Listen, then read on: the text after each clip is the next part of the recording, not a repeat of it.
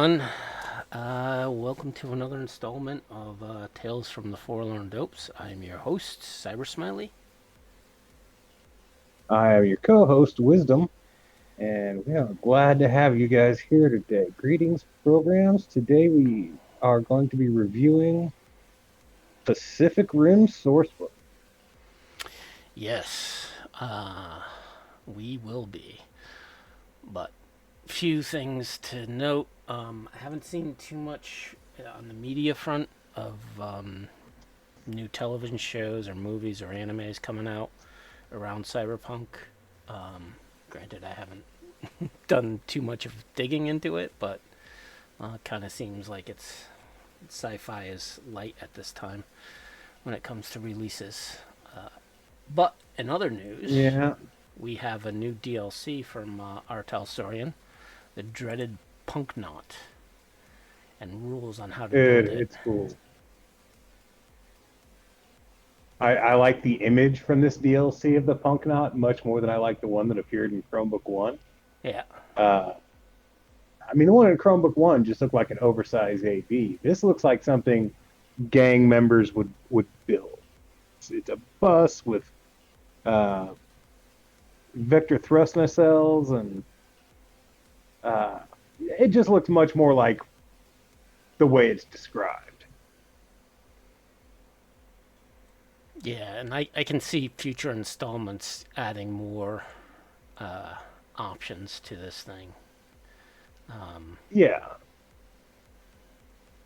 like I imagine eventually we'll get like a full like vehicle customization type source book, something along the lines of Max Metal. Probably maybe not a full source book, but at least like a full DLC.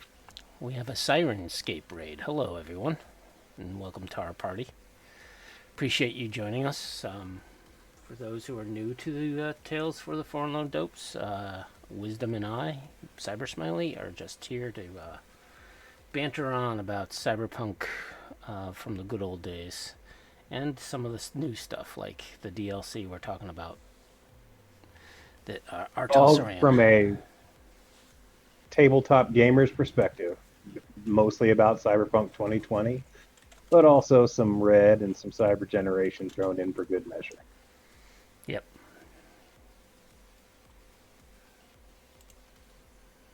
So, yeah, I mean, it's the DLC is kind of short and concise, but it's definitely a nice, fun starting point to get the ball rolling. Yeah, because in like Yeah, Chrome One, it really didn't give you too much details on like what how to even construct it, and this was even before the vehicle rules really were yeah. I mean, it a was part back of in the the game. 2013 days, like before 2020. Um, so it's nice that this idea that a lot of people have tried to run with in the past, finally gets an update, and you can pick it up free at the Artel Saurian website. Um, so yeah, by all means, go do that. Yeah.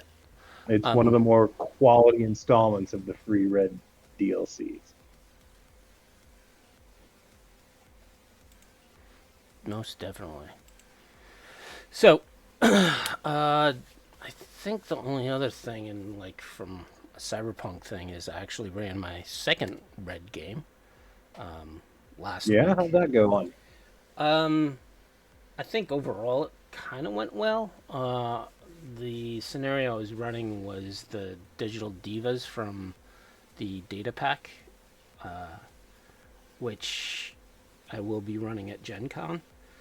the one the one thing that was hard was there wasn't a lot within it.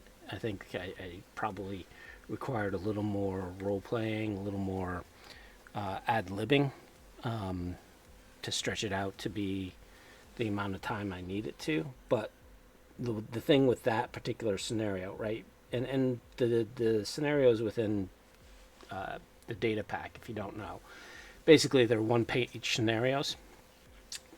So you have a scream sheet on one side, similar to how Cyberpunk 2020 main book had the scenarios, and I think throughout most of the products, where you have a screen sheet on one side and the adventure on the other.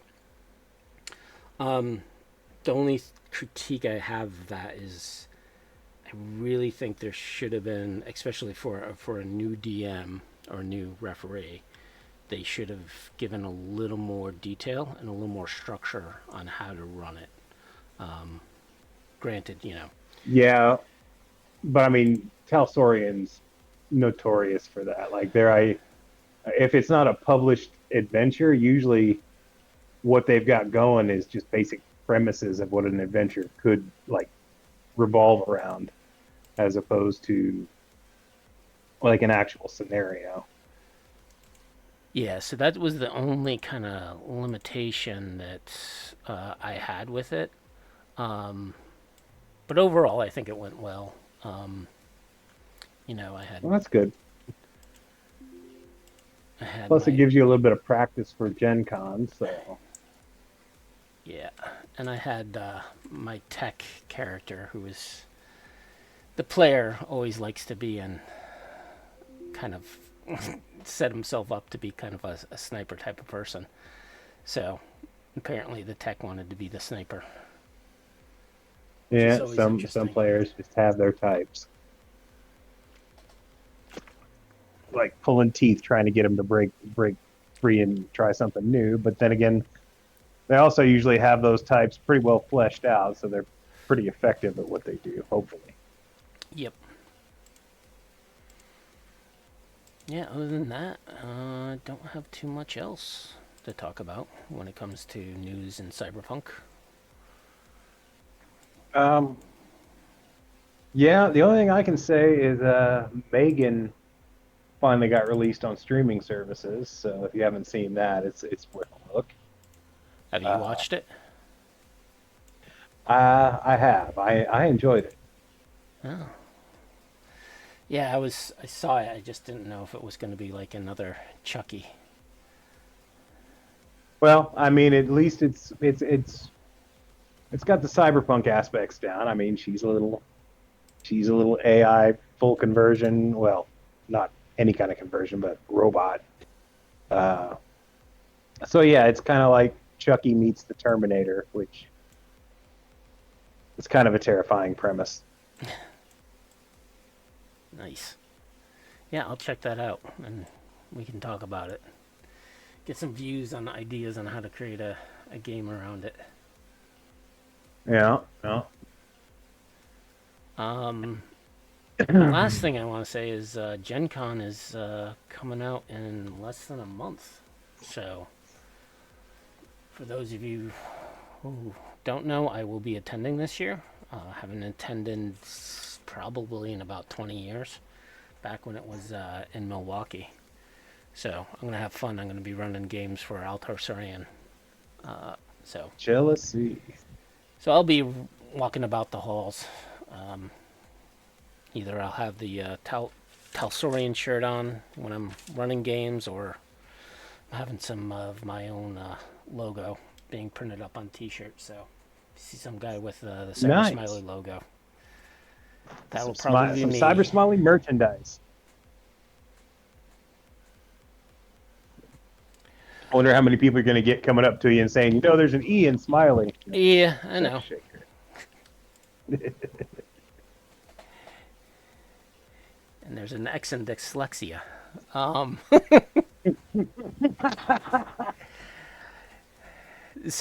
or I should say, there's a Q in dyslexia. So, Overmeister. Um, so you're looking for some ideas or recommend how to do a new campaign for new players. Um, Well, so I wouldn't necessarily, if they are new players and new to Cyberpunk, I wouldn't start off yeah, I necessarily with a mean, give us campaign. give us some context here. Are they new to this? Are they new to playing in general, or are they just new to Cyberpunk? And which Cyberpunk are you going to be running? 2020 or Red or one of the other variations? Yeah. As for like the game itself, my advice would be steal liberally. Uh, watch some old noir films, steal plots from there, uh, grab characters from wherever, movie, film, or movie, anime, comics, books, whatever. If you like something, change it just a little bit and then make it your own. Um, like I wouldn't suggest stealing like the movie's entire plot, although I've been guilty of that in the past. But yeah, um, if you find a basic premise that you really dig, you have the tools to work with until you get comfortable enough to create your own scenario. Yep. And my suggestion for any new players and new referees is really go with a published scenario first, just because those are a good basis to understand pace. Now, granted, not all published scenarios are great, but they at least give you kind of a ground floor on what to do. There are two of them played D&D before, but the other So two will play for. half of them are new to gaming altogether. Half of them are new to anything that's not Dungeons and Dragons. All right, running it on red. Yeah. When it comes to things like character generation, for first characters, my advice is always going to be keep it simple. Limit any gear and all that to the main book. Like, don't give starting out players who have no idea what the system is. Like, don't give them the Chromebooks or anything like that.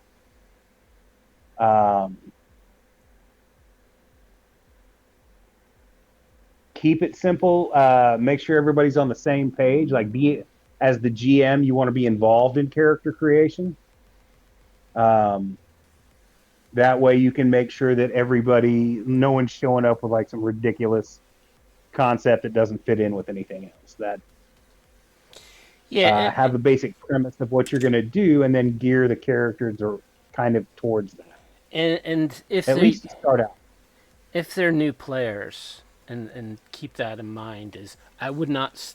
I mean, you can think about creating a campaign and starting a campaign, but especially if you got new players to Cyberpunk, one thing you don't want to invest in is actually creating a campaign immediately, because they might not like the system, right? They might prefer D&D. If they are new to the whole world of gaming, their initial characters might not. They might think it's interesting in the beginning, but once they learn the system and the rules, they might want to create a new character, and they don't want to be stuck with this, basically a throwaway character, right? So I would just make sure to just do a one shot to start, whether you use Yeah. a published scenario or come up with something quick and on the fly. But I would not start a campaign with those characters, just because I have a feeling, like I said, some people might not like the game system. Some people do. I prefer people to do, but but you Well, also I want to. mean, regardless, it's like I said, keep it simple. And like he said, yeah, just run something simple to begin with. Let them get used to what the idea of what an RPG is and the specific rules of this one, uh, without becoming too invested in those characters. Yeah, Uh, Volps, Vox, I agree with you on doing pre-gens, yeah, which there's is nothing another wrong with option. that for like, especially as new players, new game. You creating the characters and then having them like, just blindly pick which one they get. That's a bonus. That saves a lot of work for everybody. The only downside to it, especially if you're just going to run a one shot, or something short to begin with. The only downside to that is like sometimes making up the characters helps them understand the rules better. But Yeah. it's a give and take because it also gets frustrating because making characters is a fairly complex undertaking. Yep. And lucky with Red, you have the three different layers of how to create characters. When I like I've mentioned on the podcast how I've just ran two different adventures because I will be running them at Gen Con for my 2020 group. I had them use the Street Rat level, which is basically the basic version of you roll 1d10, those are your stats. It goes across the board, assigns them. It tells you exactly what skills they get. There's not too much choice in the matter from their end, but it's a quick way of getting the characters done and quickly evolving, right? Whereas once they go through that small process of creating a very simple character, then they can get into the complex characters. I hope that helps. Um, Popping Tonic asks, he loves horror films and thought of starting a horror themed campaign. Any story beats from the lore, beasts, is that beats or beasts? Beats. From the lore that would make a fun encounter. Uh, I mean, there's lots of stuff in the lore that would tie in well to a horror themed campaign. You're not going to find like there's no supernatural aspects to the core game, but there are plenty of like. I mean, the cyber psychosis alone is ripe with potential for horror story.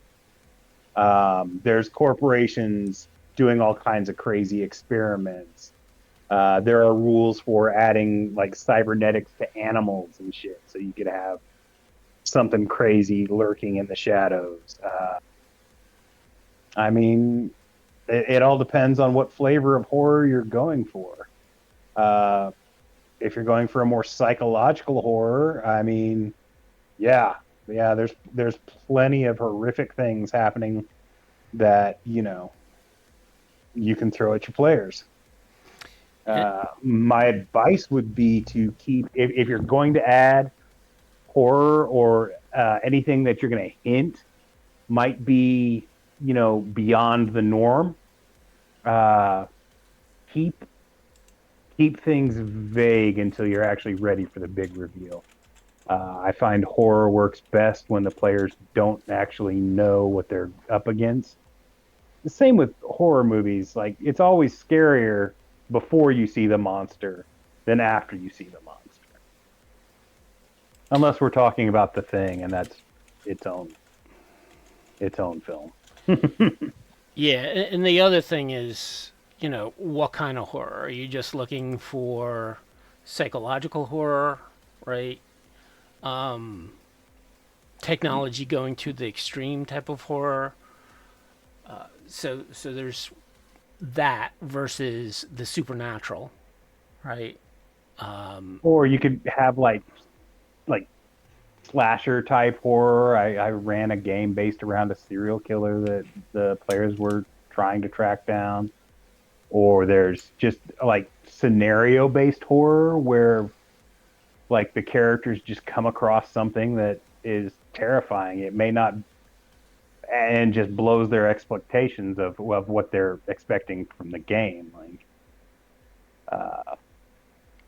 I ran an adventure where the characters were having to go into the ruins of Chicago and go up into Sears Tower, and they were coming across all these little fetishes as they were moving down from the top of the building, made out of like wire and shit like that, and just these little bitty things, and they were hearing noises and shit like that.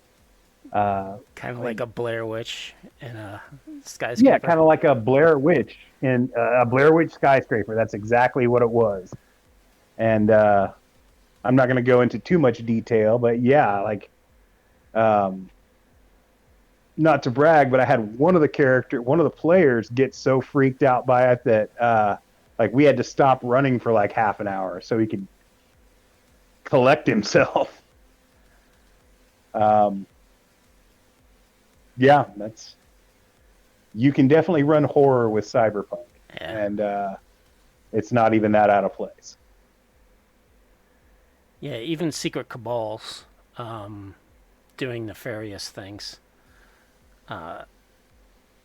is also very cyberpunk. And especially with like the biotech technology and nanites and the creation of just bizarre creatures, even get to the point of Resident Evil type of stuff. I mean, it all depends on, is this going to be a long running campaign that is not typically going to be based on horror, but you're just wanting to like have a good horror session. You don't want to get too far away from the core of, what's expected in a cyberpunk universe. Because you're setting the scene for your own game at this point. And like if it starts out as a horror game, players are going to kind of expect it to continue in that direction. Just to throw that out. Yep. And thanks for all the questions, guys. I mean, it's Yeah. nice to get some feedback.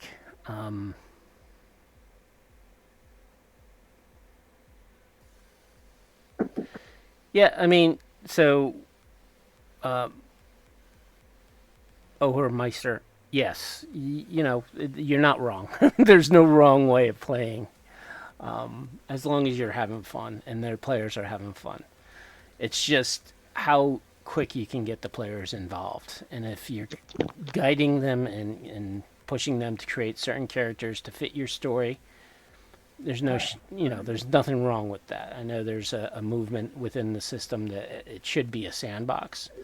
But I'm a firm believer that you can't do sandbox, especially for a GM-led game or any game system, because doing a sandbox really, you have to have a GM who is good at ad-libbing. Not a lot of GMs are proficient at it, or doing improv. So it has to fit your style, and you have to make sure that whatever you create from a story point of view, that the players don't go completely off the rails. And granted, there's techniques you can do as a GM to kind of push the players into one direction through world pressures, as opposed to you telling the players, no, you have to do this scenario, right? Either Yeah, you never want to straight railroad the players, but you can hide those tracks fairly well and keep them in mind.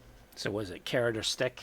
So that's the way to do it. Either the characters are going to be enticed by a reward into going into a scenario that you want done, or they get pressured by outsourced forces with a stick and beats them into doing that task for them, whether it's a corporation who's kidnapped them and implanted some malicious cyberware in which they have to do it, the mission that you want done. There's a lot of techniques, at least in this story, that you can kind of force the players into doing certain things. Now, granted, and sometimes you'll just have like the perfect mix of GM and player, and like their natural curiosity will lead them in. You don't have to beat them or entice them. You'll just throw up something that catches their eye, and they'll just be all in for that. And you never can tell if that's going to happen until it happens. Yep.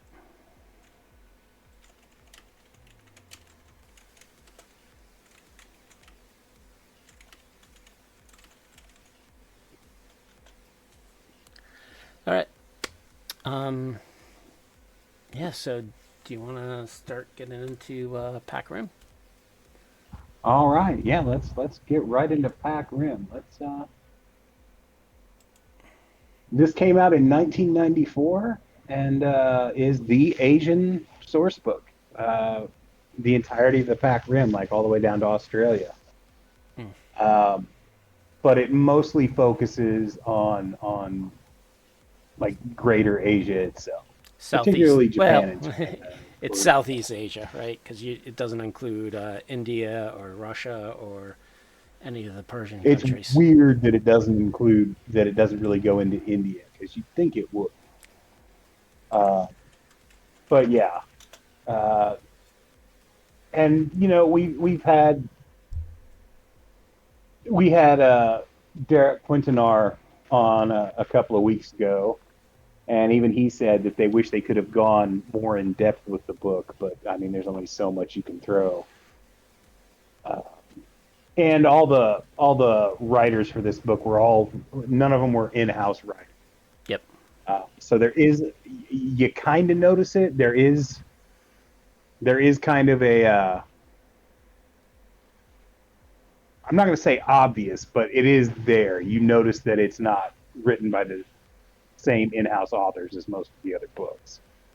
Well, I think Uh, for a lot of the regional books, well, not a lot, but this one and Rough Guide to the UK kind of were yeah, created by people from those countries or those regions and said, hey, here's this source book and presented it to Altor Sarian, which I found fascinating when talking to Derek about it and how these two particular supplements came about. yeah. So the cover is by a guy named Patrick Gadaro, and it's just of an Oni mask surrounded by some like neon sign dragons. I definitely, when I saw the image for Samurai, the Oni face mask, it definitely felt like they pulled some inspiration from this image. Yep. Um, so that's a nice little Easter egg. Uh, the main writer is a guy named Chris Pasqueret. Pasqueret. I'm not really sure how I'm supposed to pronounce that. Who handles the America and Japan influence. Then we got Paul Duncanson, and what's listed as Far East Amusement Research Company Limited out of Japan. Uh, who's and the people under that uh, imprint apparently are Nobuaki Takarube, Tateno Sueno, Tano Akira, Hiyoshi Miyako, Yamamoto Tsuyoshi, Suzufuki Tero, Nakajima Sonami, and Yusaki Teruaki. These are the writing credits, and then you've got a whole bunch of like research Research. assistants that are listed. Um, the illustrations, the like the art direction and layout, those are Mark Schumann, Benjamin Wright, David Ackerman, Chris Williams, old hands, like familiar faces here. Um, I'm sorry, the cover is by Mike Ebert. The back cover is by Patrick Gadara. Uh, and the colorization for it's Mark Schumann. Interior illustrations are Robert Chang, Mike Jackson, who is one of my favorite artists in the whole line, uh, and Ben Miller. And then we've got Derek Quintanar and Chris Pasquette editing. Well, Derek edits everything in the line. So, Yes, he uh, did. And when reading this, keep in mind this is, I think there's some things that as I reread this book, uh, some things were not really spot on. Other things were close. But the one thing I did notice was, all the writers are from their names. My assumption is they're all Japanese. Because I did not see necessarily anything that was well, other than well. Chris Pasquette and Paul Duncanson. Yes. So keep in mind that this is mostly an Yeah, Australian and Japanese point of view of Southeast Asia. it's it adheres to the Cyberpunk 2020 uh, 90s view that Japan is going to be the big influence in the world, and uh, so just expect that, and you won't be disappointed or surprised. Yep. Uh, the one other good thing about this book is in the beginning they actually list out recommendations of what novels you can read, as well as some comics. So, Isles in the Net, Akira, Sanctuary. I never read that. Chimera. It's fantastic. Ryoiki Ikegami is the guy's name. Same artist who did Crying Freeman. Yeah, I gotta check out some of these other ones. Uh, Scissors, cut paper, wrap stone. Sounds interesting. yeah, I've never read that. Their movie recommendations are pretty good. It's weird that they list 80 Police, not Bubblegum Crisis. Just kind of weird. um, but everything else you expect to be there is there. Well, I think it's funny that they put in Kickboxer. I mean, they put in Kickboxer. They put that in because of the Thailand angle. I get that.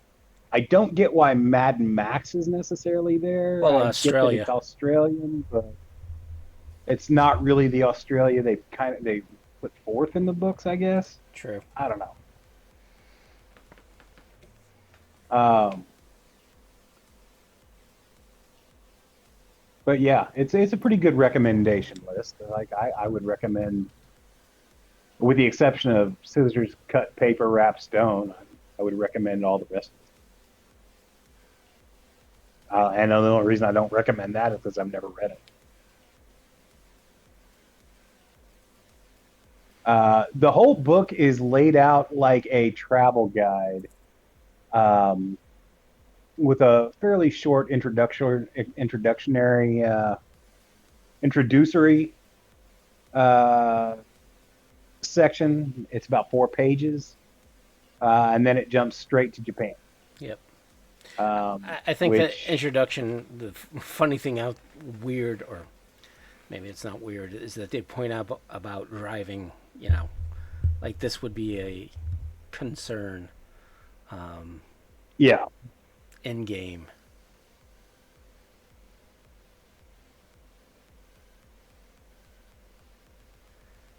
But it's funny. So yes, Japan. well, before we get to there, I would like to point out something really nice that I think they did is they actually, in the introduction, they actually throw out like an exchange rate for the various countries, and I thought that was good. You don't see that a lot in some of the other books, even though it really would have helped, like Eurosource. That really would have helped. Well, it depends on your playing style, right? If you want to get into the nitty gritties, yes, that's nice. Um, I know how much you love crunch, but when Well, running the game, I mean, sometimes I you, just you kind of want to know what my EB will cover. true, yeah, and it does give you kind of ballpark prices of certain things, um, and how they are in the countries and how they vary in the countries. Um, but yeah, and they also have a chart from Wildside for the culture, on if the culture is same or similar or alien, different. So you can actually use that to give your fixer some difficulty to any of their roles. Yeah. Or just, your straight general language differences. Like, it's it's these details that make the game overall a better experience.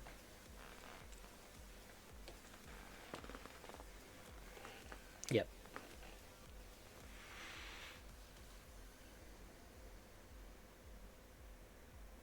So, Japan.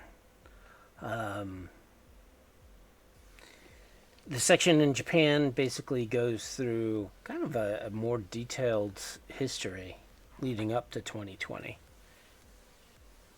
Yeah, it is by far the biggest section in the book as far as like country descriptions, regional descriptions. Like Japan gets the big chunk.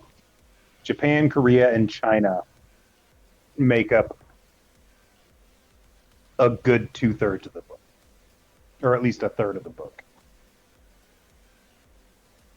Yep. And of course, it gets into the politics of the country, the various ministries that do exist, kind of how broken the whole system is, at least at the time of 2020. And then it goes into a nice concept, which I think some Western people don't know about Japan, is the tatame and the hone. There's two aspects to the culture, right? Which is how you present yourself, and then the hone, which is the true self, or the ugly truth, which I kind of like because it made me want to learn a little bit more about the Japanese culture when it came to things like this and understanding it, because I've always been kind of a Japanese fan from, like, watching old samurai movies, but Yeah. seeing the aspect of the modern society. And actually, this book is kind of got me interested into the whole Southeast cultures that existed, and I trying to mean, understand them. looking at it through today's eyes, some of it might seem uh, a little dated, but in the 90s, pretty much most of the West, especially America, um, basically our understanding of Japan was, samurai films and war movies. That was really what most of us had. Like anime was still underground at the time. Yep. Um, there was obviously no such thing as streaming service. Like most of America had very little exposure to Japanese culture or Asian culture of any kind, really.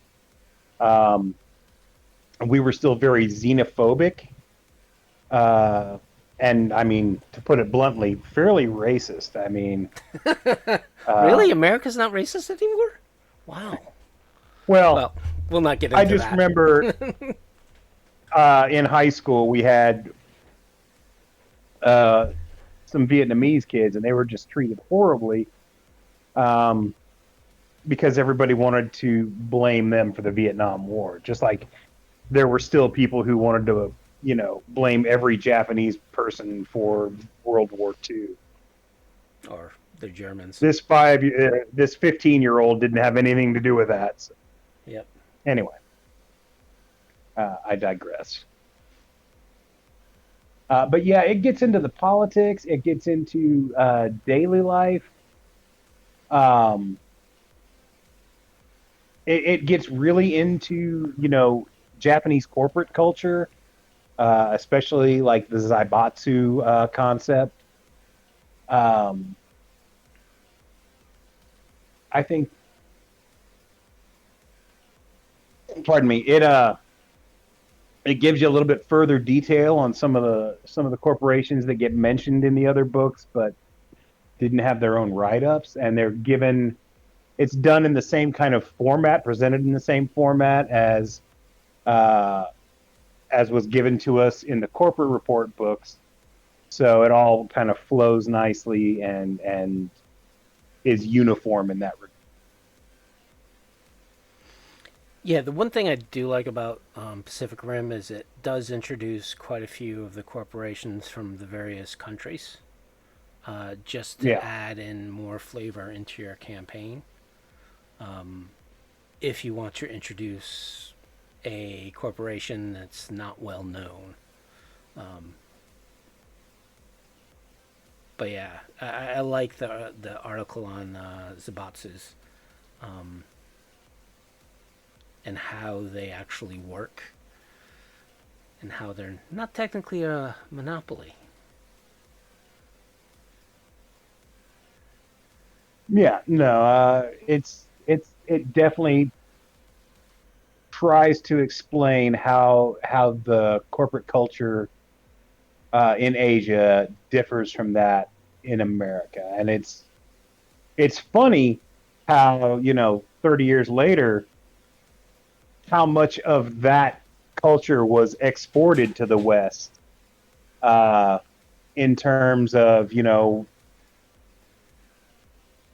Walmart employees like do a Walmart cheer before work, and they have exercises. That was all straight from Asian corporate culture. Yep. And of course now, in Japan, there's actually a big, because they still do that, and there's still some old guard who believe in that, and I think the Yeah, new generation is starting to realize that eh, there's something more out there than how the structure is, because I think they realize that with the collapse of their economy. Um, but it's funny that even Japan today still uses fax machines. So Chrome 2 with the portable fax machine, it's still viable. still viable. Um, After the corporate section, it starts talking about Japan's self-defense forces and how like the Japanese SDF is now like the most feared military force in Asia, which is kind of weird to me. Well, if you think about it, I get where they're I get where they're Arasaka going with it. is Japan. Sure, So the but I mean, technology, again, it's a very '90s thing. We didn't in the '90s. We didn't take China as a serious threat. yeah. We didn't take North Korea as a serious threat. Um, so it's like I said, it's a little dated. It I get what they were going for because they want to make Arasaka and uh, follow through with some of the Cyberpunk's Japanese centric, creating itself as a corporate power, corporate dominating force. I get all that, but yeah, looking back, it seems a little short sighted. Yep. Well, I mean, if you're going by cyberpunk history, right, and Yeah, in how, the world of Cyberpunk 2020, it makes perfect sense. yeah, Like it's there, that's what it is, and it's going to match. I was just commenting on it from a real world perspective. And to be honest, the SDF is pretty badass. They still are only tasked with like defense of Japan. Like they can't field a military outside of their own borders. Uh, Although they're definitely trying to circumnavigate that within the lore. yep. And then it gets into the police department, which compared to the states is fairly lacking from an equipment point of view, or even what kind of authority it is. But then again, I think the culture is dramatically different in Japan than America. Even in 2020, I Yeah, think it would. I mean, it follows through with what was expected at the time, and it's still this way now. Like guns in civilian hands are unheard of. Like, only like the most powerful and well-connected yakuza can get a hold of firearms. Um, so police like having more police having more than a 9mm is just it's not necessary. It's even that is considered overkill in many situations. Um, so it's a very different vibe for your Cyberpunk campaign. There's going to be a lot more hand to hand and melee combat than there will be like blazing shoot 'em ups, especially at low level. Yep. And the police in the source book certainly reflect that. Yep.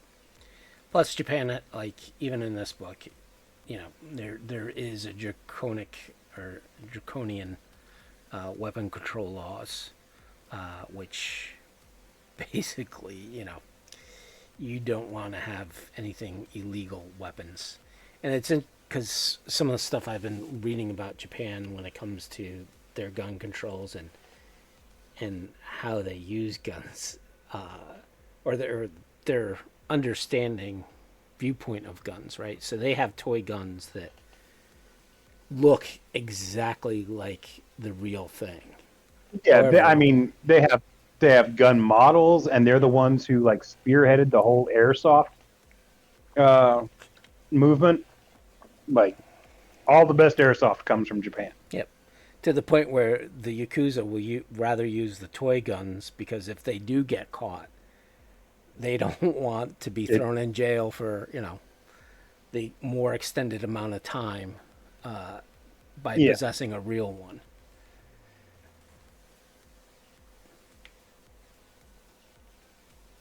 Now all that being said, like Japan does have their own sea SWAT and heavy armor units, and they're suitably badass.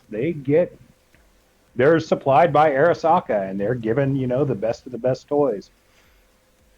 But you have to do some serious shit to get them called out on you. Yep.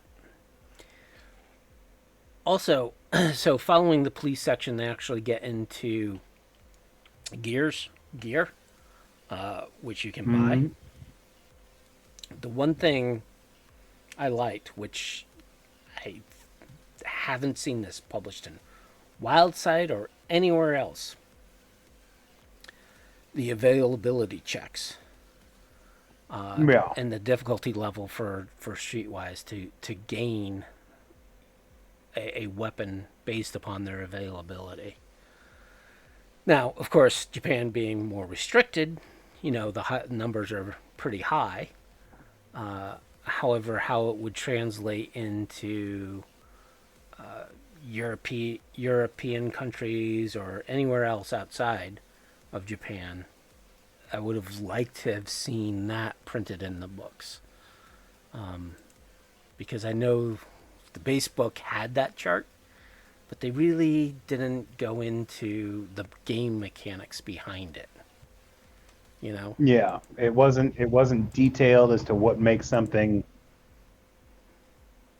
like the 2020 as rules as written book doesn't really differentiate between buying a handgun and buying a grenade launcher. They just say, okay, this one's a little bit more rare, but they don't go into why it might be rare or what the consequences of getting caught with it are. Right. They kind of leave that up to the GM. But it would have been nice to have some kind of guideline uh, for those situations. Right. Like rare would be you can't buy that. You have to buy it on the street. Okay, so what does that mean buying it on the street? And I don't think a lot of GMs really look, when they look at the weapons, really take a look at the availability checks and also modify the price based on the availability. Because my Right. assumption is the prices are for retail, not for black market. And if it's a rare item, Exactly. you know, If it's military grade stuff, yeah, you're gonna end up paying 3 to 5 times the price is listed. That's or just the 10 way to things 20, work. you know. Yeah, yeah. So that kind of system I You're would not have, getting a railgun discount. yeah, that kind of system I would have liked to have seen in Wildside. They kind of did it a little with the haggling system, but or even talking about the black market a little. I think Shadowrun actually did a pretty concise job on pretty much labeling what are black market stuff or what are illegal contraband versus normal stuff. Because I think, Holy shit, folks! Did Cybersmily just praise something Shadowrun? yeah, Oh I my! know. Shut up. It's a mark this day on your calendars, people. Yeah, well, they borrowed it from BattleTech because it's all FASA.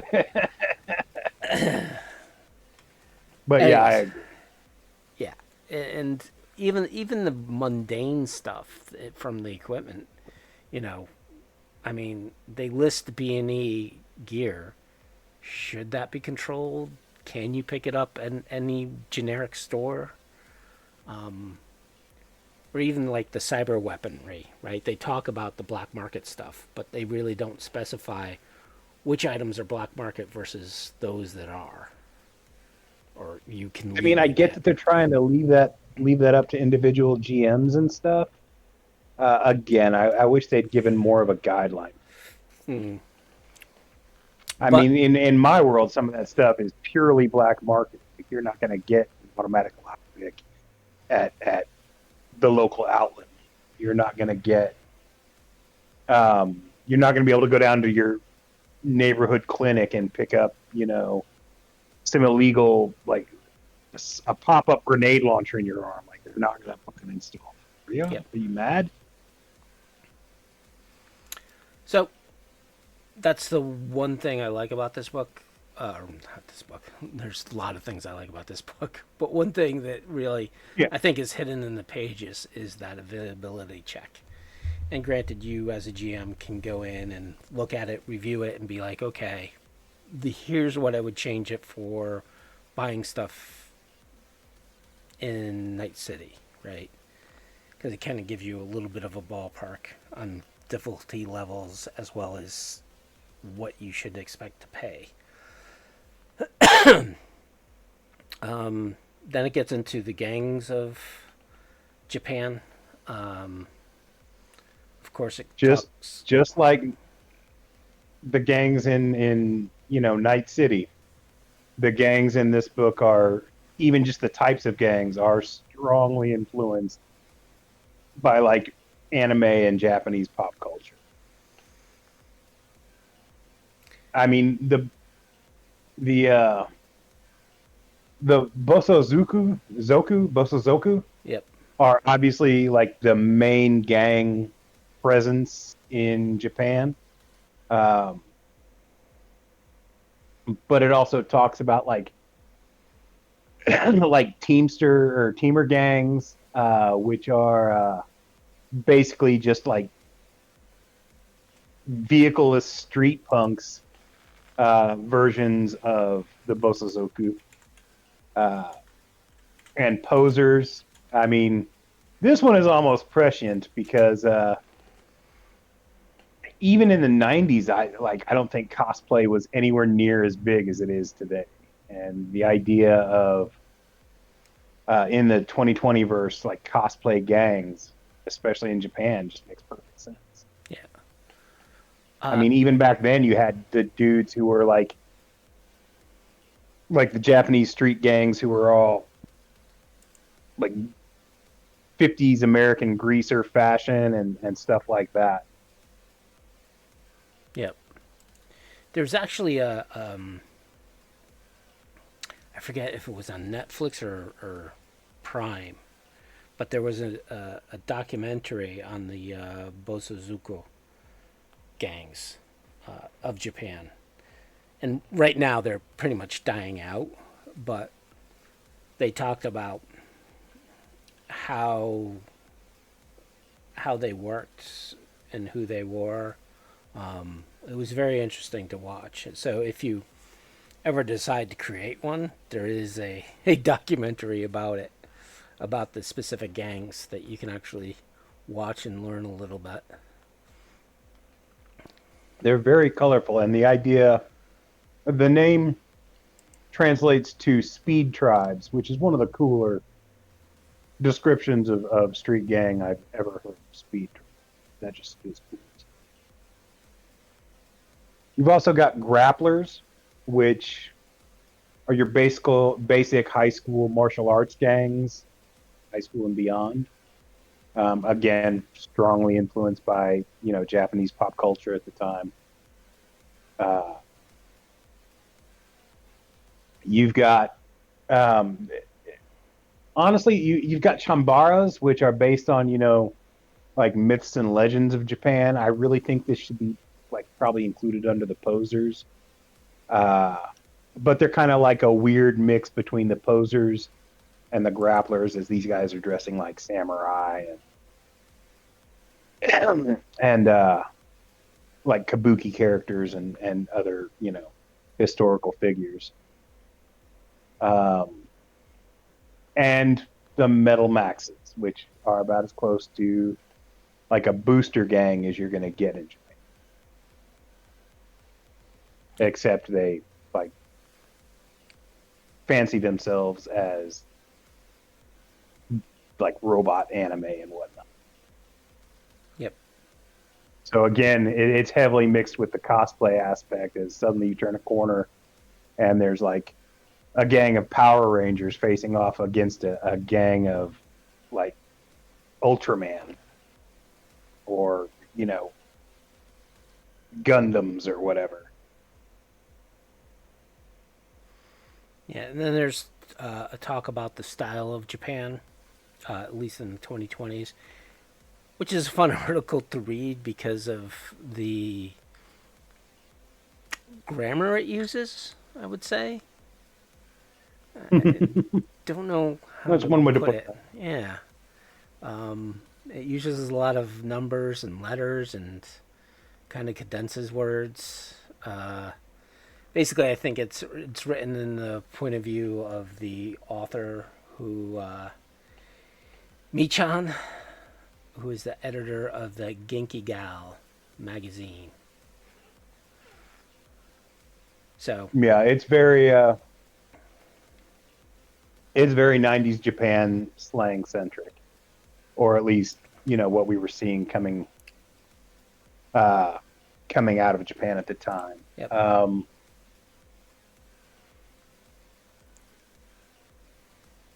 It's an interesting read. It's again very dated. They talk about like, all right, I'm going to say this, and you have to understand it was the 90s before it became obnoxious. But like kawaii culture, just cute girls running around in underwear and weird outfits, and Isn't that still kind of a thing? like, sure, like it always will be, because it's like Valley Girl culture. Yeah. It doesn't die; it just continues forever. No, I don't think. Well, it evolves. Valley Girls have evolved. Yeah, it evolves. They talk about the androgynous culture, which was pretty alien to Western audiences, even in the 90s. Like outside of Asia, it just wasn't really something people were. It was a new concept in most of the West. In the 90s? Are you talking about the hair bands? No, You cannot tell me hair bands were not androgynous. I mean, I guess to some extent, I'd consider them closer to cross-dressers than androgynous. Like, they weren't going... that's a hard argument to make, I guess. Very hard. But, like, the look of the androgynous culture in Japan was and remains very different to the androgynous culture in the West. Agree with that. Like, Yes, uh, Twisted Sister. Twisted Sister took it to another level.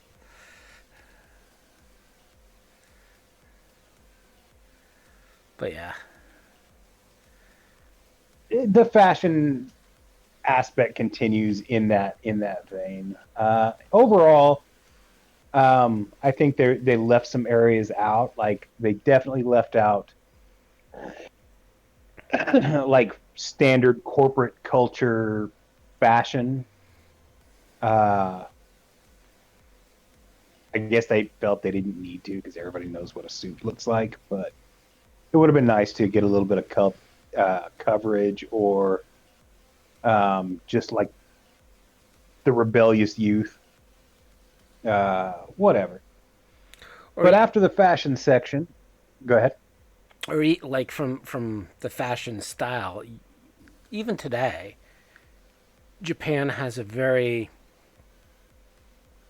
a dichotomy between the old and the new, right?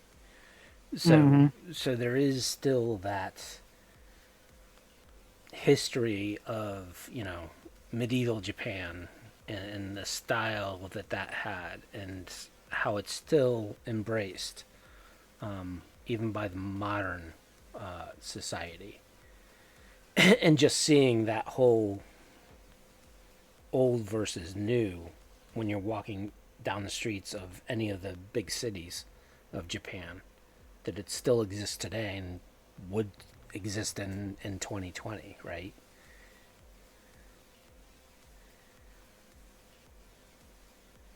Yeah, I mean, it's a it's very much a product of its time, and a lot of it is prescient, a lot of it is dated, and it's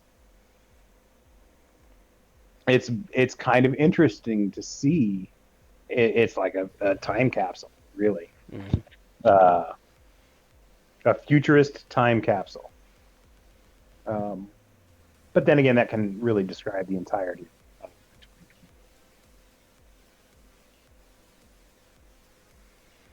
Yeah, and then That's the problem with writing about the day after tomorrow is when you get to that point, when you get to tomorrow, when you get to tomorrow, it's like, well, there we go. yeah. So then the next section breaks down into the various cities, whereas Tokyo gets the glory of it, and fleshing it out. You know, as big as the Tokyo section is, I honestly would have preferred like a Tokyo source, Yeah. like all on its own, because it's a huge, ridiculously densely populated city, uh, and so many aspects, so many pieces of cyberpunk culture and media were set in Tokyo, be it Neo Tokyo of Akira, Mega Tokyo of Bubblegum Crisis. Like it was such a huge part that I really would have liked to have seen its own source book. Yes. Um, they try to break it down, but what they have is good. Don't get me wrong, but in the end, I would have liked to have seen much more. Yeah, and I think Altor Sorian, when it comes to like the various source books, they seemed a little more tame and pumping out material. Granted, it was, 3 to 4 per year, which is fantastic. But then you had things like, Vampire the Masquerade, who, you know, I think had a source book for almost every major city in the United States, as well as some outside of the Yeah, states. I mean, if Vampire didn't do it, Werewolf did, and Yeah. it just are all the same system. Uh, So it's kind of yeah, hard to as from a game. Yes, it would be nice to see it, but then again, could they do it? And which would you rather have, a techie source book or a Tokyo source book? I mean, seeing as how we didn't get either, Yeah. that's kind of a mean punch to pull there. Well, it would be nice to hear from, or see, at least from Red, the community within Japan do exactly what they did with this, was, give us an update of Yep, what that would be Southeast nice. Asia's looking at, and also create content specifically around, hey, these are things we're still willing to flesh out. Now, of course, they would have to work with Alter Saurian, or they could do, the free model, which not a lot of people do, except us True enough. crazy cats.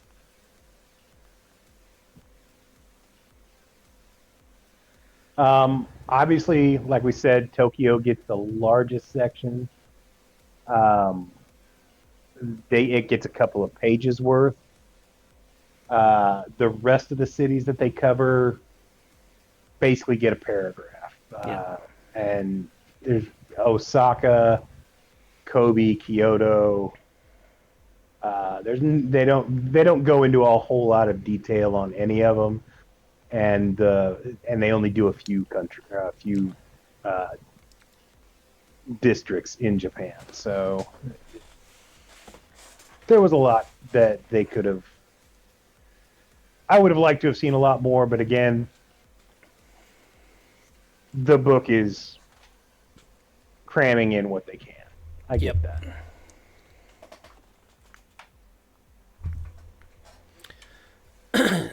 So, next section, they talk or give a little blurb about the various roles, and kind of an understanding of exactly what those roles play within. And it seems like it does Japan and Korea in this section, even though Korea has its own chapter. Yeah, saving a little time and space. So it gives you kind of like a couple ideas on how to present those roles within the culture.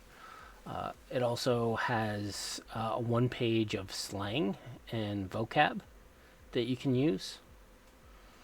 I like the roles section, especially the solo, because I mean, Cyberpunk takes ninjas seriously, and I don't know, that definitely appealed to me back in the '90s, and it still appeals to me today. Yep. But the slang section is good. I remember for a couple of years, I used it a lot. I would also, of course, mix it in with the slang from the other 2020 books. Um, I used it basically until a Japanese friend, like, you're saying all that shit wrong. Yep. Um, and at that point, I shut my nerd ass up. Yeah, I'm surprised they didn't put Gomi in here. Trash. I mean, yeah, they went with what they could. Uh,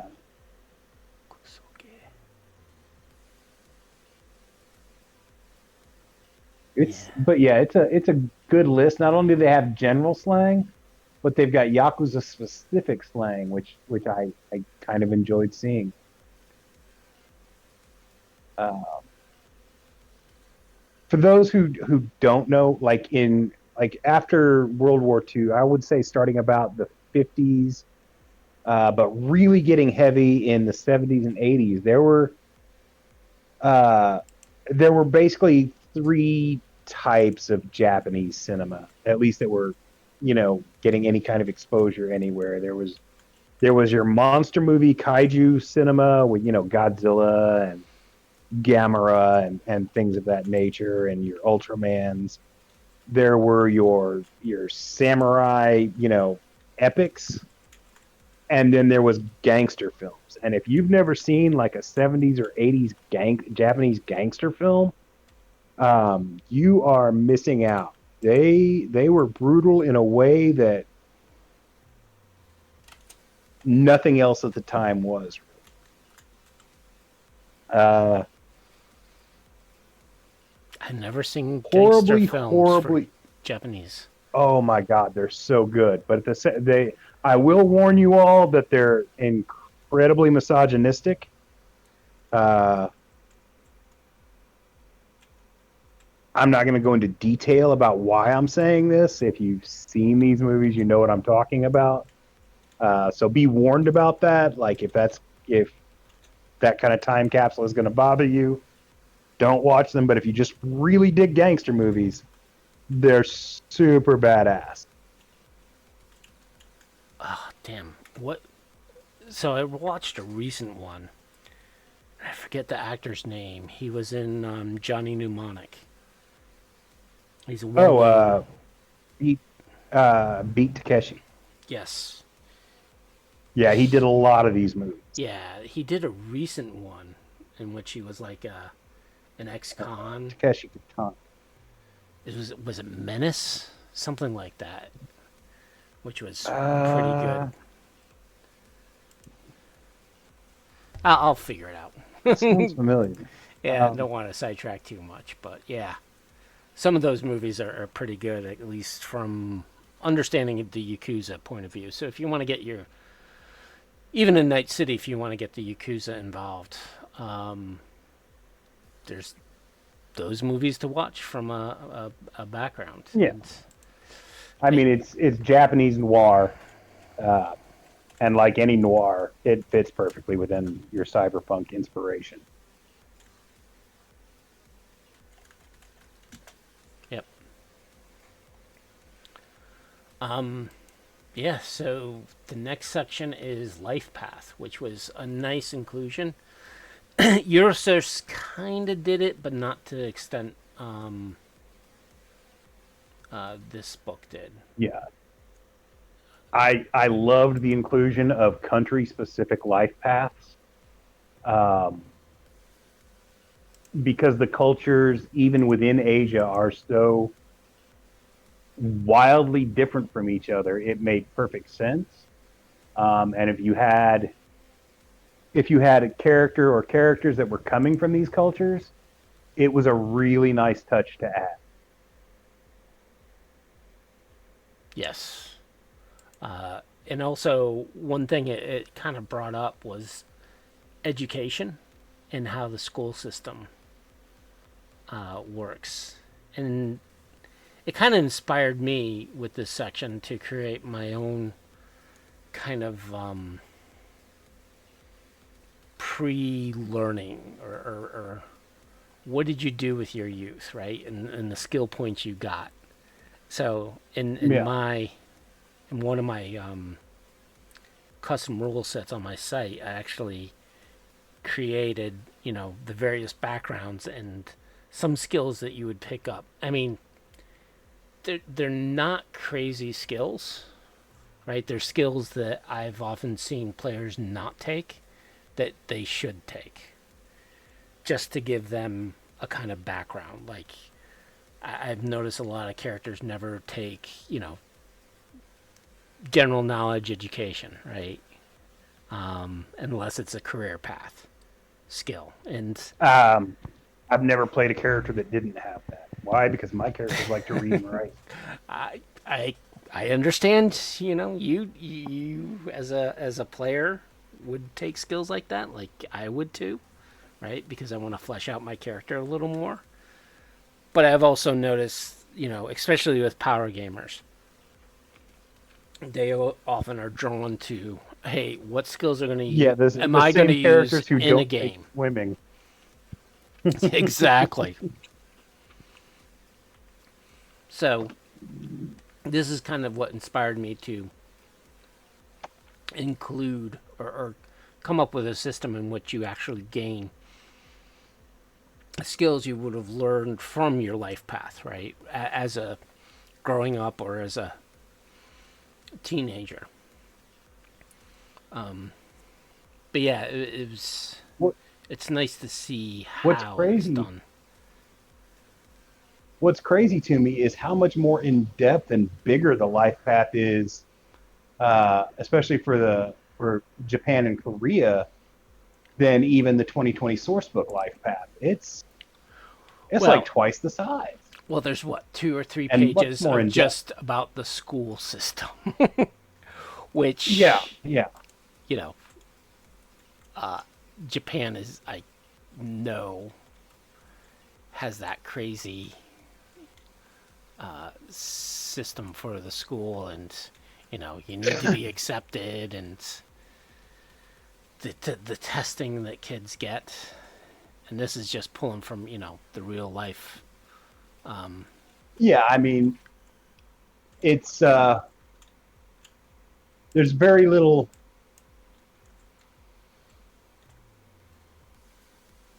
compared to like Western schools. It's much more focused. It's much more uh, like really kids' lives revolve around schools, and um, there's there's a sense of pride that one takes that like a Japanese or Korean person would take in their school career, that like even Western like football players and cheerleaders just it kind of they kind of pale in comparison at the amount of school pride that goes on. At least I could be completely wrong about that. That's from a Western point of view, looking in at just what I've been exposed to. Yep. Uh, but from what I've been explained to by my Japanese friends and by what I've seen and read and, like I said, been exposed to, that really seems to be the case. Yeah. So, and it does go into the Korean path as well. So, I did not do the school system in my character creator, so this is a product you'll have to buy to really get in depth into the whole system that they spell out. Which If actually, if go ahead. I was going to say, if you play Cyber Generation, uh, the idea of this school life path would be invaluable. Mm, definitely. Um, so moving along, we get into the next country, which is Korea, or the United Korea. So the expectation was Korea would be united by 2020. Yeah, that's one of those dated things that Yep. seemed realistic in the 90s. Uh, I mean, it could happen. It could happen. It's not likely to. But yeah. Well,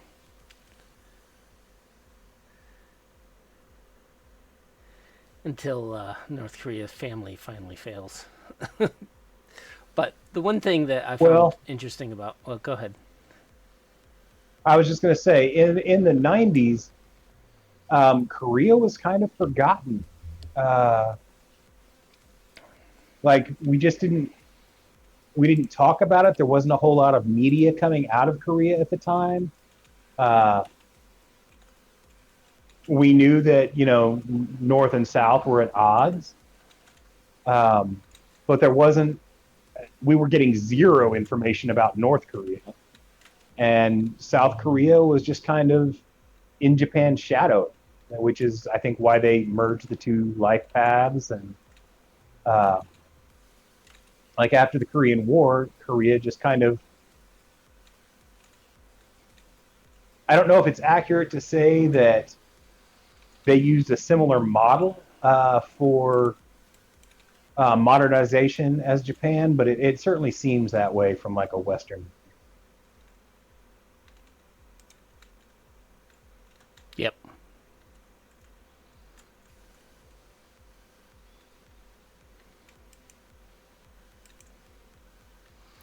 Yeah. So The other thing about this chapter is it actually is a interview, or the majority of it is an interview between WNS and Kim Pak Song. Or sorry, Yeah, you're saying that about as well as I can. who is I think he's the leader. Me? Nope. Actually, he's speaking to. Oh man, I've read this in a while. He is. So the interviewer from WNS is actually talking to a fixer called Miss Sun, in which he relates Korea as it is. Yeah, it's an interesting take. It's kind of a divergence from the way the rest of the book is handled, Yep. which is, yeah, Yeah. Again, kind of a weird editing decision, but it works. Yep. Again, it breaks into the politics, the government, a little bit about the nation as in general. Talks a little bit about Seoul. Again, it gets into the Zabatsus who are also in Korea.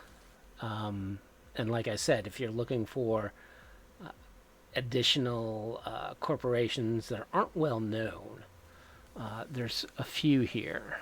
And if you're looking for a specific arms manufacturer, electronics, and cyberware, there is a corporation called Songan Industries.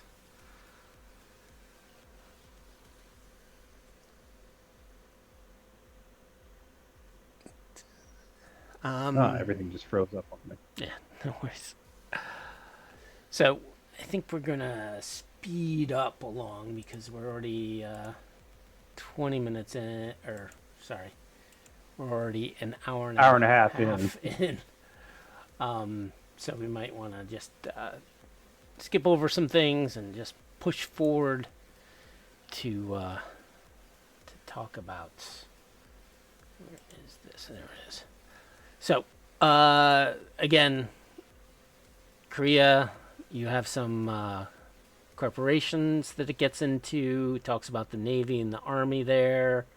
A little bit about the weapon Korea is control. given Korean has a real military, which. Yep. Yeah. And similar layout to the previous chapter with Japan. The only thing that you don't have is the life path, but I think they kind of combined the Korean life path with Japan. Japanese. Yeah. Yeah. Section. And then we get into China. Of course, China is still communist. So I don't see too much difference between the 90s China and the 2020 China. It is still kind of authoritarian. It does not show China as the economic powerhouse it is today. No. Again, kind of short-sighted. Yeah. Well, again, I think the whole concept of the 90s was communism is never going to take in the capitalist attitude, right? Well, plus at the time, information out of China, outside of Hong Kong movies, just it came out at a trickle. Yeah. Now we knew plenty about Hong Kong because at the time it was a British colony, but outside of that, everybody kind of viewed the entirety of China as being this rural mess. Yep. And even in this section, it doesn't go too much. It kind of gives very broad brushstrokes of China in the various regions. So it doesn't really get too much into how China works. So that lack of information definitely carries over into this chapter. However, at the end of this chapter, when it gets into Hong Kong, that's an interesting read. Yeah. So Hong Kong, I like that.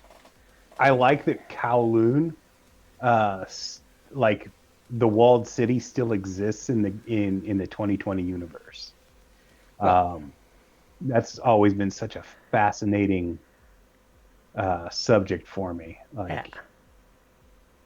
Like that is your real deal combat zone, like just giant lawless mega block.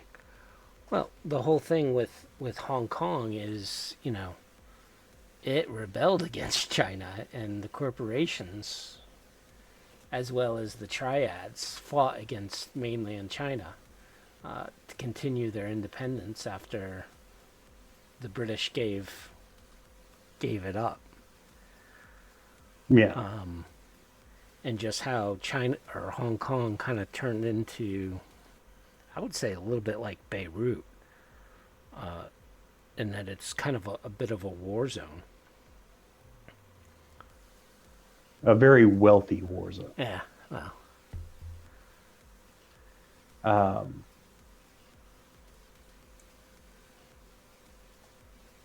I mean, like Hong Kong gets a very large treatment, and it's very interesting what they've done with it.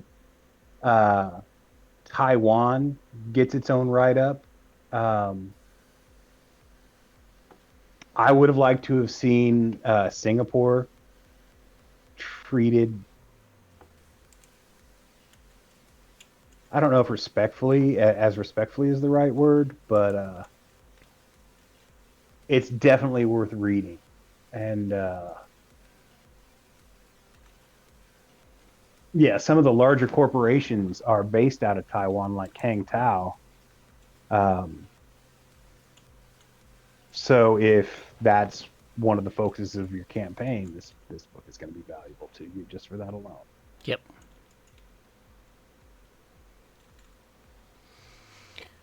And of course, like all the other sections, they go into detail about the various, roles within China. And it gets its own life path as well. Its life path is really like Chinese specific, is only one page, which is kind of weird after like the 8 pages of life path that Japan got. But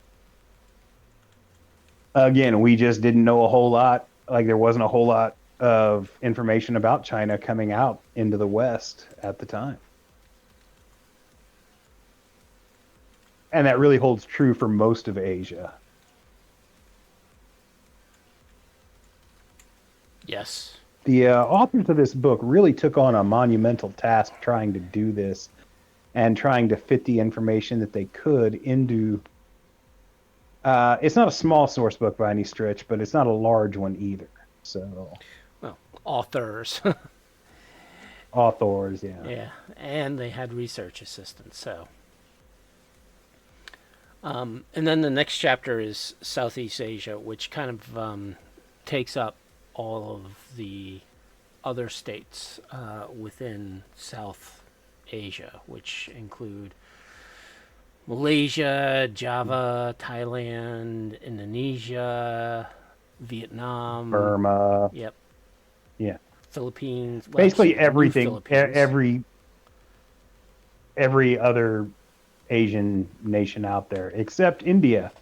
Don't know why India gets the short shift in this book. But. Well, again, in the 90s, India was not the powerhouse it is now today, especially when it comes I mean, to... even if it's not the powerhouse, it's still like a huge area. Like India and Pakistan are huge, and I don't know, they just get kind of ignored in the book. Being a third of the world population, you would think they would have gotten the treatment. Something. But no, I'm afraid not.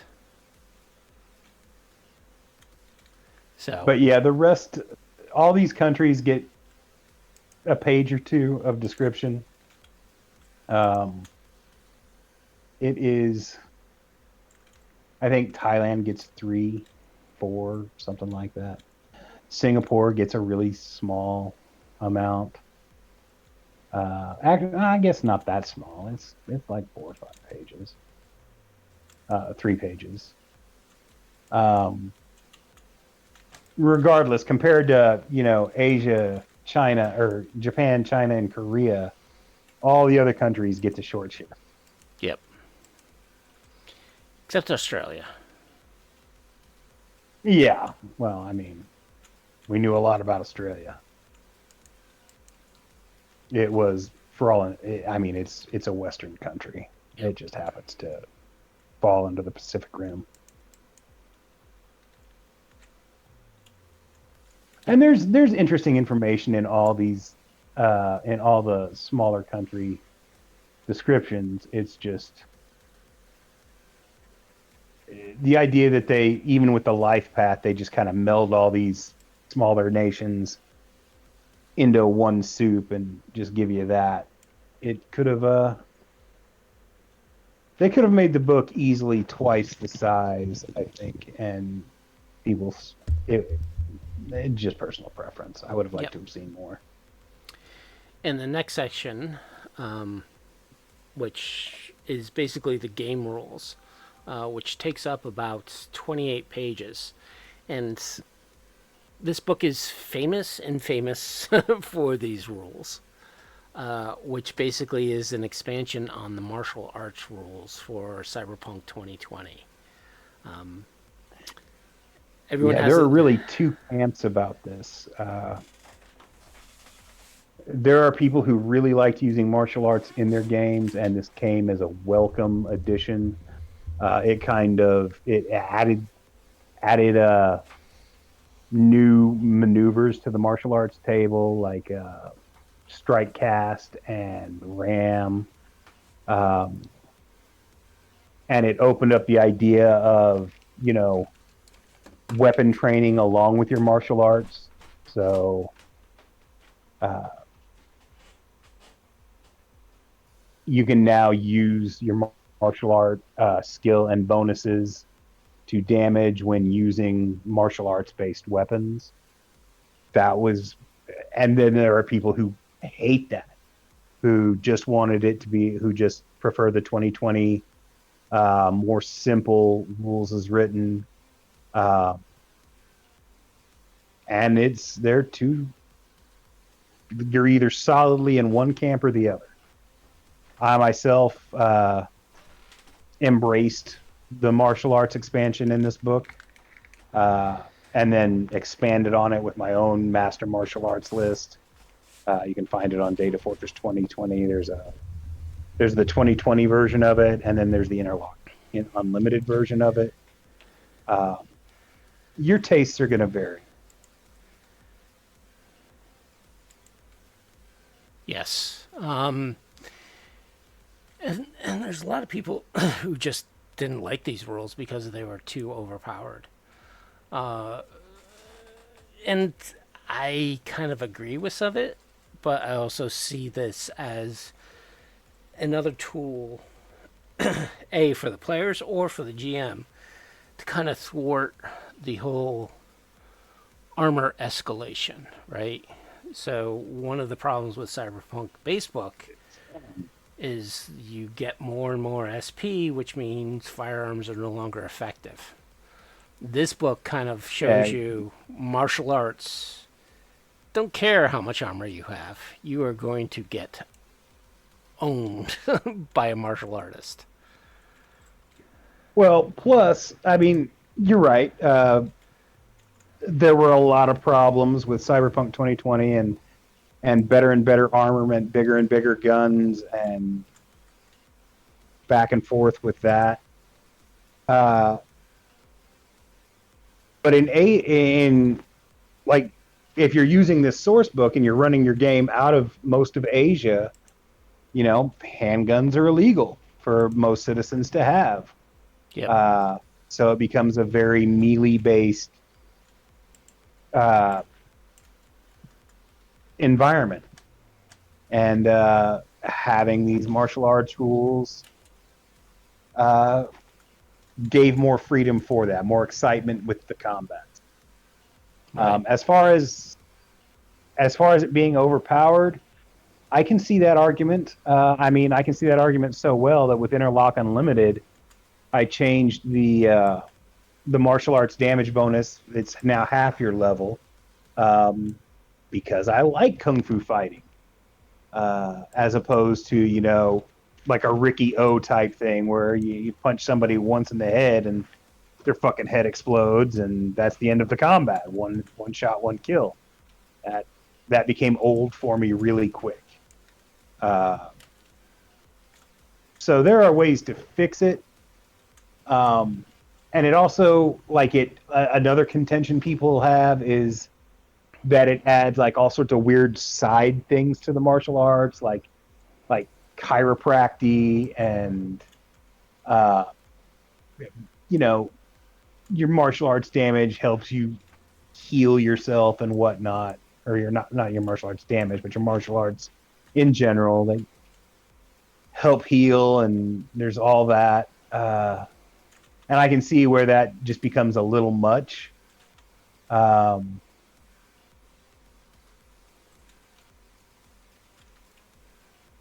so yeah, it like I said, there's two camps. There's people who love it. There's people who hate it. Yep. Yeah, and I think the one thing that is annoying is that now, well, it's hard to say, right? Because you can add your martial arts to weapon damage, it kind of bumped up melee weapons to be on par with even firearms, right? I Because mean, honestly, they should be. Like a sword is going to do much more damage to you than a bullet. true, but if you're in armor, you're not going to take that much damage. But as a martial artist, you would know where to strike in the armor, where are the weak points, you know? I mean, I've said it before. 2020 rules is written where melee and fencing are two entirely separate skills, and fencing is just around using a sword, which they treat as being, I guess, more difficult than any other martial art or any other melee weapon. But with the melee skill, I can pick up a 3-sectional staff and just go to town. Like it doesn't. There never should have been a separation between melee and fencing. And in fact, like fencing as a martial art makes more sense. Uh, Martial arts are supposed to be trained hand-to-hand fighting or melee fighting, whereas if you're going to have a separate melee skill, it's like brawl at that point. It's just untrained. I pick up a stick and whack it. So this kind of evened that out a little bit. Yes. Or at least pave the road for what I did with Interlock Unlimited. Like, if this book went there, I would have never thought of it that way, probably. The other thing it introduced was mono edge as an additive to your bladed weapons. So it actually improves your blade weapons by a d6, which turned Wolvers into a killing machine if you had martial arts. And it turned any bladed weapon into a killing machine, because the biggest problem with mono blades is that on a successful parry, they break, they shatter. Whereas this, you've still got the steel main body of, your sword or whatever. It just has like a mono weapon or a mono edge. So even if the edge shatters, it's still a viable weapon. Yep.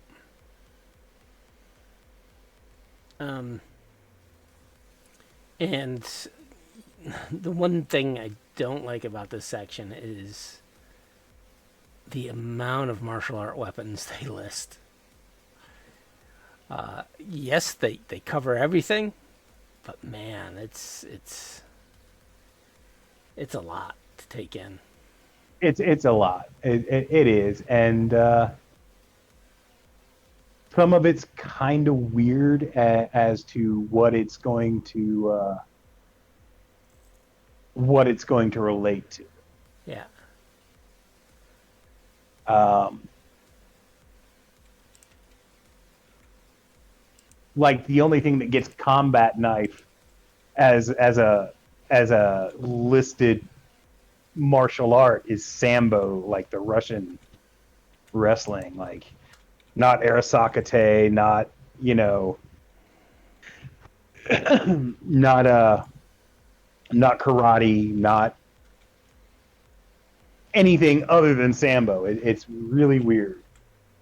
Um, and the only thing that gets to use katanas is ninjutsu of all things. Um, it's a very like I think they kind of dropped the ball on what weapons can be used by what martial arts. Just Yep. personally. Yeah. And then finally, this section runs out with the different roles. So introduce some or reprints some old roles, specifically from When Gravity Fails and Hardwire. So if you didn't pick those Yeah. up, you can actually continue to play them. I mean, they're very generic roles, like private investigator, administrator, spy, pirate. And they're updated Yeah. for 2020 itself. Yes. Like Hardwired and When Gravity Fails, really, they were kind of their own system. Like they used Interlock as a base, but they kind of went off on their own tangents. So it being rewritten for 2020 was a nice touch. Yep. And then it gets into Shaman, which is a completely new role, and it takes an alternative to combat sense for some of the Asian types of solos, which there's For Shaman? Well, no, Shaman has its own career path. Yeah, And, shamans are like a rocker boy variant. yeah, what I'm saying is, so from a solo point of view, right? You have the shinobi and Oh yeah, the you're right. tatsujin, right? Or tatsujin. Yeah, no, Tatsujin is Yeah. correct, I believe. So the shinobi, pretty heinous. So they get the combat sense bonus to their martial arts ninjutsu, which I would not give them a bonus to their damage from combat sense. Height evade and stealth, which yeah, that's kind of taking it to the next level of over OP. It's yeah, I'll agree with you on that. Like ninjas are cool, but this takes a very Shokosugi approach to ninjas, Yeah. where they're just a bit over the top, just a hair, just a tad, just like what is a tad? Well, in space terms, it's about 1,000,000 miles.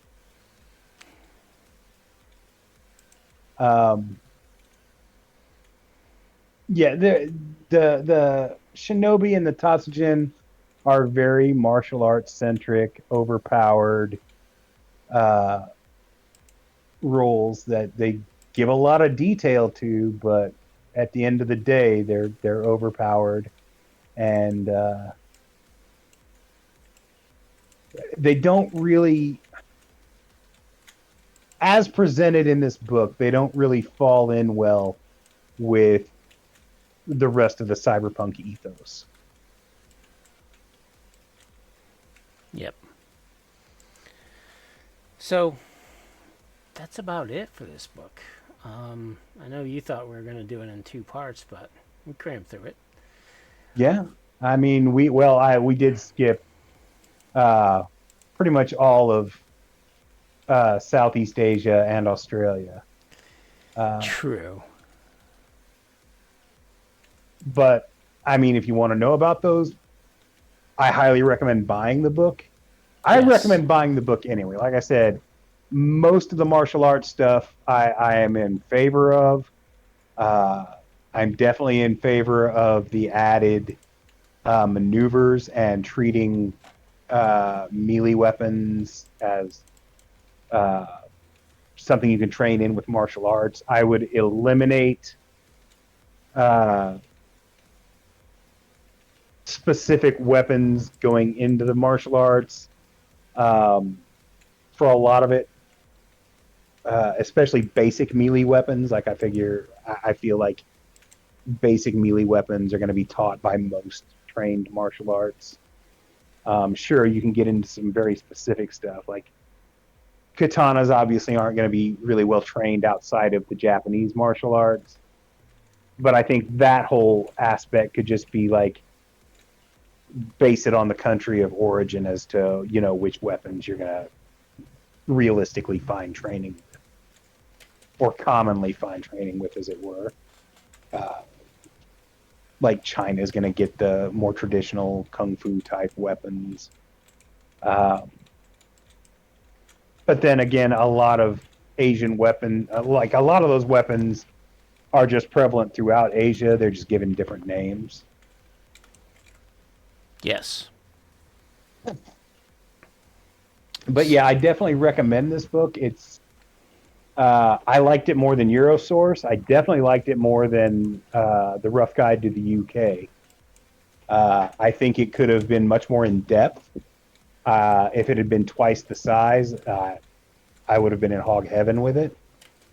Uh, but as it is, it's really the only glimpse into Asia that you get in the Cyberpunk franchise. Yep. Yep. And I mean, I consider it kind of a must-have, Yeah, just because I like the martial arts rules, and I know some people didn't care for them, but they are, like I said, they're leverage to prevent the whole armor creep. To just make the players understand, or the GM, that doesn't matter how much armor you have. There's I mean, always a way to thwart it. yeah, I know after this book came out, the the news groups, and I'm really dating myself here by even mentioning them, like the Cyberpunk FRP news group, was full of stories of GMs saying that we've moved to a more like non-firearm, non-commonly used firearm. Instead, we're going to go with martial arts in our campaigns. Like that was a big trend after this book came out, Yep. because it was a much more even playing field. Yes. Uh, honor became a big thing. Like using firearms in a lot of people's games suddenly became like extremely dishonorable and considered kind of cowardly. Uh, Now, granted, it was also like other people's games were like firearms gung ho, and that was still the majority. But before this book came out, you weren't really seeing. So it opened up a whole new avenue of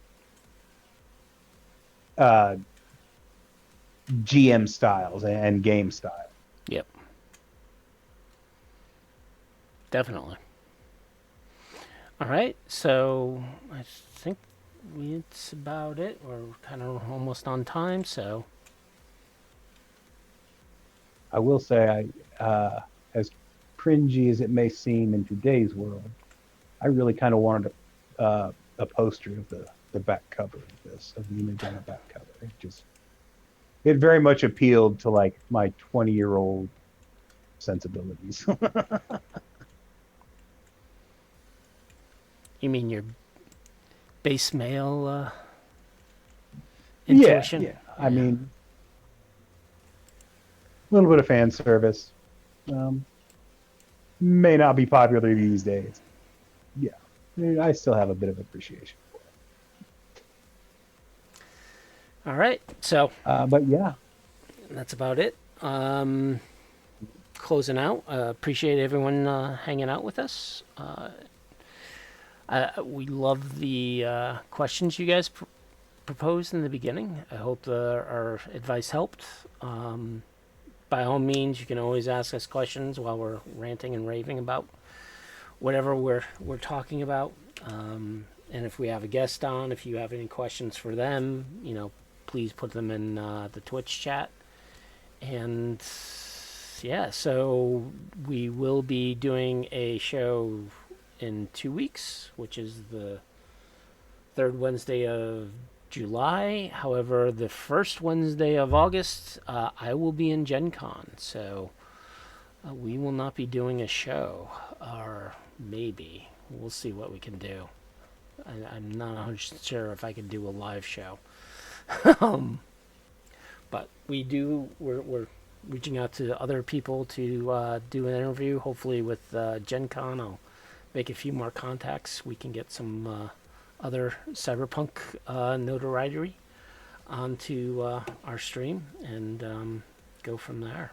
may have to take some burlap sacks and grab them back and like force the interview.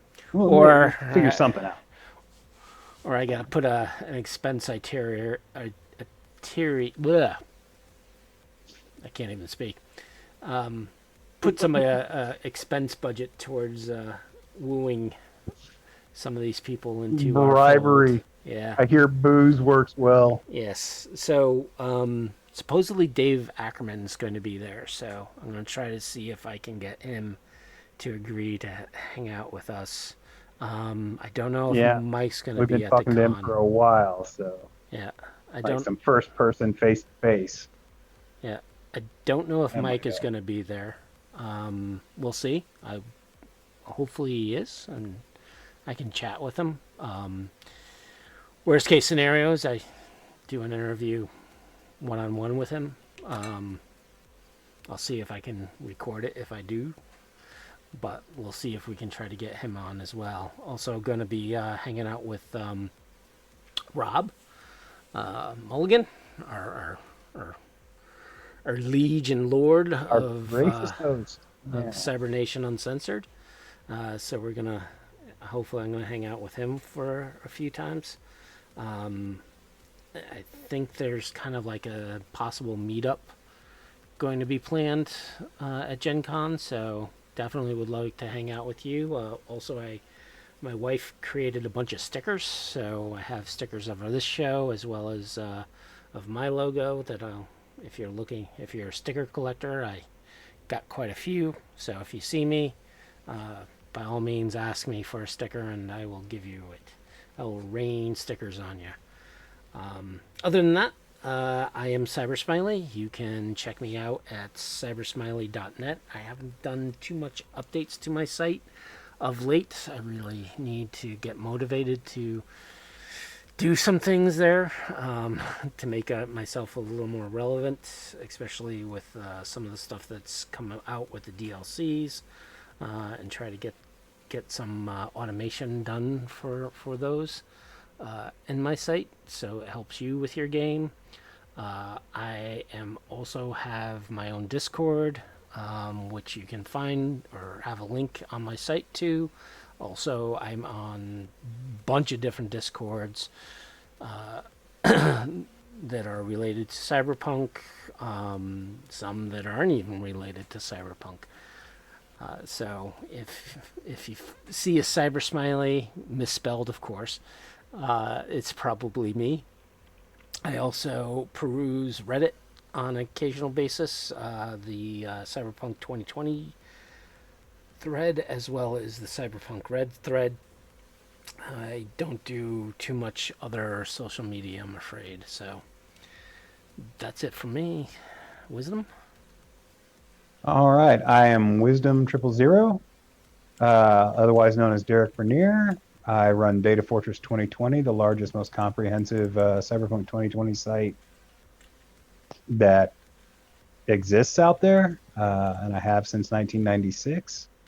Um, I run a Facebook group called, oddly enough, Datafortress 2020. I also am present and aware on both the Cyberpunk 2020 Facebook group as well as Cybernation Uncensored. I don't hang out on Discord as much as I probably should, although I can be reached there. I hang out on the Cyberpunk 2020 related Reddit threads and the Cyberpunk Red ones. So I can be reached there as well. If you have comments, questions, or complaints, please get a hold of us either through our websites or one of these venues. We love hearing from you. We do our shows every first and third Wednesday of the month, other than, of course, the first week of August for Gen Con. I won't be there, but I'm supporting Smiley and his endeavors. Yeah, again, we absolutely love hearing from you. We'd like to thank Cybernation Uncensored for hosting us. This show, along with all of our past shows, is going to be available on YouTube, on the Cybernation Uncensored channel under Tales from the Forlorn Dopes. And we very much look forward to talking to you again in 2 weeks. Yep. Thanks, everyone. Absolutely. And we are going to find a button. All right. Till next time, boys. Bye. Adieu.